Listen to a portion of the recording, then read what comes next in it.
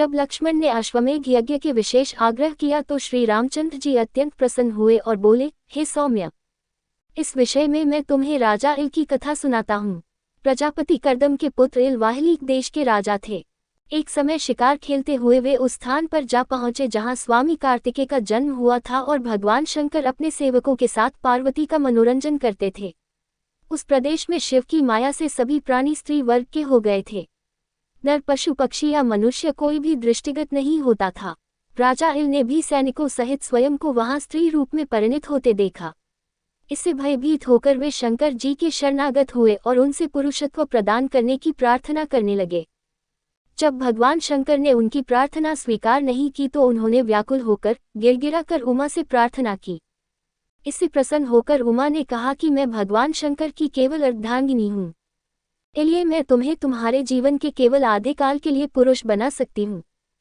बोलो, तुम अपनी आयु के पूर्वार्ध के लिए पुरुषत्व चाहते हो या उत्तरार्ध के लिए?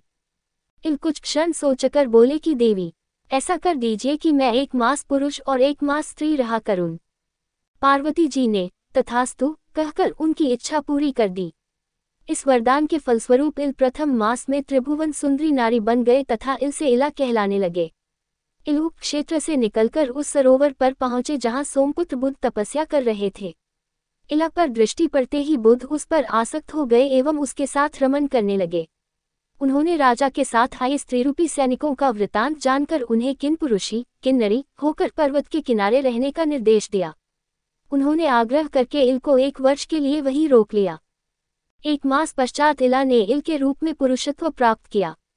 अगले मास वे फिर नारी बन गए। इसी प्रकार ये क्रम चलता रहा और 9वें मास में इला ने पुरुरवा को जन्म दिया। अंत में इल को इस रूप परिवर्तन से मुक्ति दिलाने के लिए बुद्ध ने महात्माओं से विचार विमर्श करके शिव जी को विशेष प्रिय लगने वाला अश्वमेध यज्ञ कराया। इससे प्रसन्न होकर शिव जी ने राजा इल को स्थायी रूप से पौरुष प्रदान किया।